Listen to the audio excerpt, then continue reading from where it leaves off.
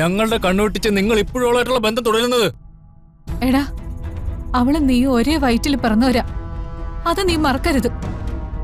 അതെല്ലാം നകുലം മറന്നു കഴിഞ്ഞു. ഇപ്പോൾ പടനിലത്തിന്റെ ശത്രുവാ. എന്താ എന്താ പാറു ഇത്?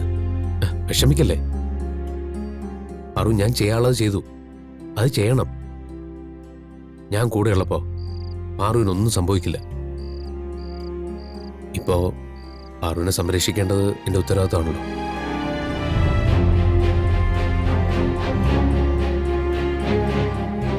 പാറു സമാധാനായിട്ടിരിക്കെ. കിടന്നുറങ്ങാൻ നോക്ക്. ഭാഗ്യമുള്ളവരാ ഗിരിയേട്ടൻ്റെ അനിയത്തിമാര്. ഗിരിയേട്ടനെ പോലെ ഇത്രയ്ക്ക് സ്നേഹമുള്ള ഒരാളെ തന്നെ അവർക്ക് സഹോദരനായി കിട്ടിയല്ലോ.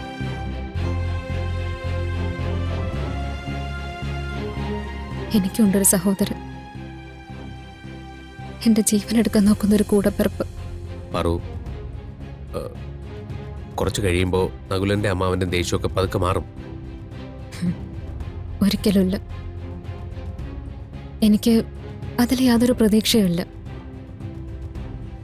ഇന്ന് എന്റെ ജീവൻ എടുക്കാൻ ആളെ അയച്ചത് അവരാണോ എന്ന് പോലും എനിക്ക് സംശയമുണ്ട്. അയ്യോ, പാറു എന്താ ഈ പറയുന്നത്? എത്ര വിരോധം ഉണ്ടെങ്കിലും നകുലനും അമ്മാവനും ഒരിക്കലും പാറുവിനെ കൊല്ലാൻ ശ്രമിക്കൊന്നുമില്ല. ഏയ്, ഒരിക്കലുമില്ല. ഇതൊക്കെ പാറുവിന്റെ വെറും തോന്നലാണ്. ഗിരിയേട്ടൻ ഇപ്പോഴും അവരെ ശരിക്കും അറിയില്ല. കൊല്ലാൻ ഉറച്ച അവർ കൊല്ലും. അതിനു മുന്നിൽ ഈ രക്തബന്ധത്തിനൊന്നും ഒരു പ്രാധാന്യം അവർ കൊടുക്കില്ല. മകളാണോന്നും അനിയത്തിയാണോ എന്നൊന്നും അവർ നോക്കില്ല.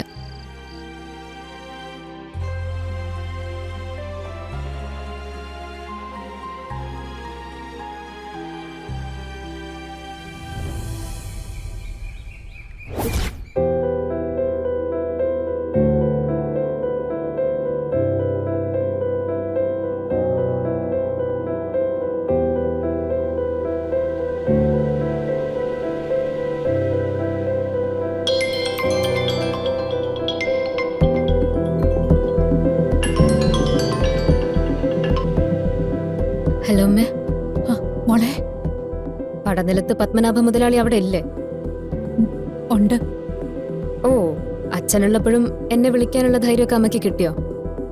ഏയ്, അതിനുള്ള ധൈര്യമൊന്നും ഇപ്പോഴും എനിക്കില്ല. ഞാനിവിടെ മാറി നിന്നാ വിളിക്കുന്നേ. എന്റെ അമ്മയുടെ ഒരു ഗതികേട്. അമ്മ ഇനിയെങ്കിലും ഒരു ഇത്തിരി ധൈര്യം ഉണ്ടാക്കിയെടുക്ക്. എനിക്ക് ആവശ്യത്തിനുള്ള ധൈര്യമൊക്കെ ഉണ്ട്. എന്നിട്ട് അച്ഛന്റെ മുന്നിൽ അതൊന്നും കാണുന്നില്ലല്ലോ. ഓ, അതങ്ങനെ ആയിപ്പോയി മോളെ.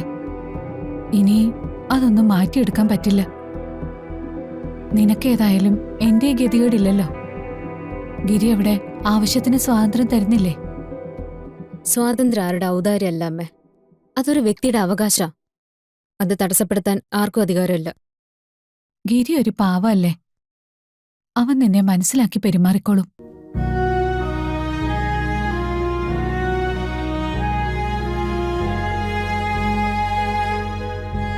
പാറു,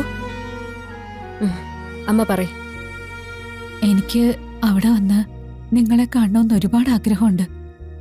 പക്ഷേ അച്ഛന്റെ കണ്ണു വെട്ടിച്ച് എങ്ങനെ ഞാൻ വരും? പല വഴിയും ചിന്തിച്ചു. ഒന്നും നടക്കില്ല. അമ്മ വിഷമിക്കാതിരിക്കെ. എനിക്ക് എപ്പോഴും സങ്കടം തന്നെയാ മോളെ. ഞാനൊരു ഭാഗ്യദോഷിയായ അമ്മയാ.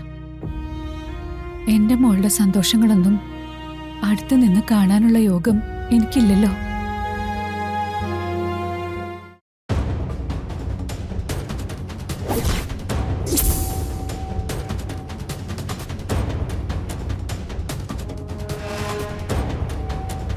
ഹലോ അമ്മേ.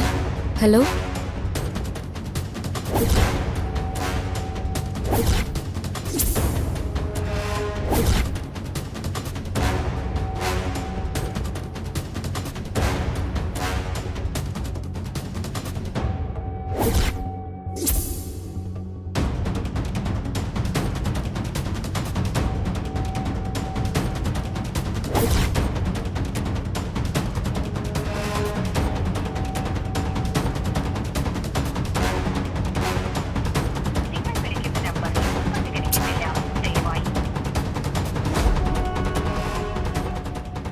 മകളെ കാണാൻ പൊളിച്ചും പാത്തും പോണമെന്നില്ല.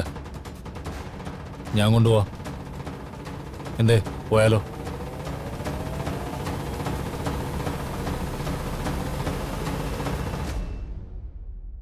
അവളുമായിട്ട് യാതൊരു ബന്ധവും വെക്കാന്ന് അച്ഛൻ പറഞ്ഞല്ലേ? അവളുടെ പേര് വീട്ടിൽ കേട്ടു പോരുതെന്ന് അച്ഛൻ വിലക്കിയതല്ലേ? അവള് ചത്തു. അവളുടെ കർമ്മങ്ങളും കഴിഞ്ഞു. നകുല, അങ്ങനെയൊന്നും പറയരുത് മോനെ. നിങ്ങൾ അവളുടെ കൂടെ കൂടിയിരിക്കുന്നത് ഞങ്ങളെ ചതിക്കാനല്ലേ? അച്ഛന്റെ വാക്കിന് നിങ്ങൾ എന്തെങ്കിലും വില കൽപ്പിക്കുന്നുണ്ടോ? ഉണ്ടോന്ന്? ഇല്ല. അതുകൊണ്ടല്ലേ ഞങ്ങളുടെ കണ്ണുവെട്ടിച്ച് നിങ്ങൾ ഇപ്പോഴുള്ളായിട്ടുള്ള ബന്ധം തുടരുന്നത്. എടാ, അവളും നീയും ഒരേ വയറ്റിൽ പിറന്നവരാ. അത് നീ മറക്കരുത്. അതെല്ലാം നകുലം മറന്നു കഴിഞ്ഞു.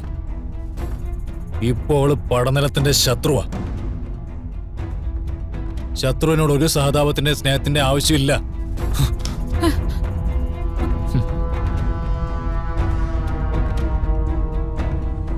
ഈ ഫോണുള്ളതുകൊണ്ടല്ലേ നിങ്ങൾ അവളായിട്ട് സംസാരിച്ചുകൊണ്ടിരിക്കുന്നത്. ഇനി ഈ ഫോൺ ഇവിടെ വേണ്ട.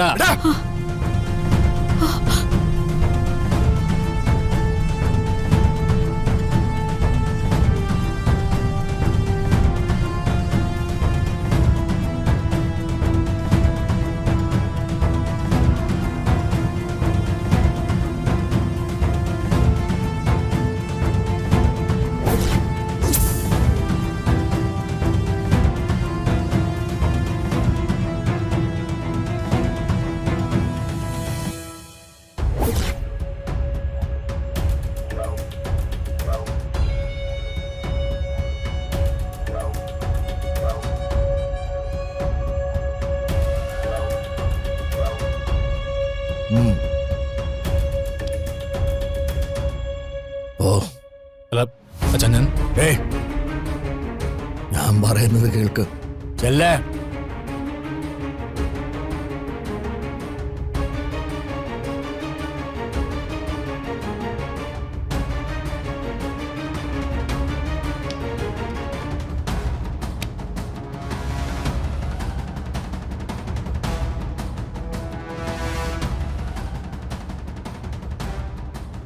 വിളിച്ചോ, പാർവതിയോ ഗിരിയോ ആരെയാന്ന് വെച്ചാ വിളിച്ചോ.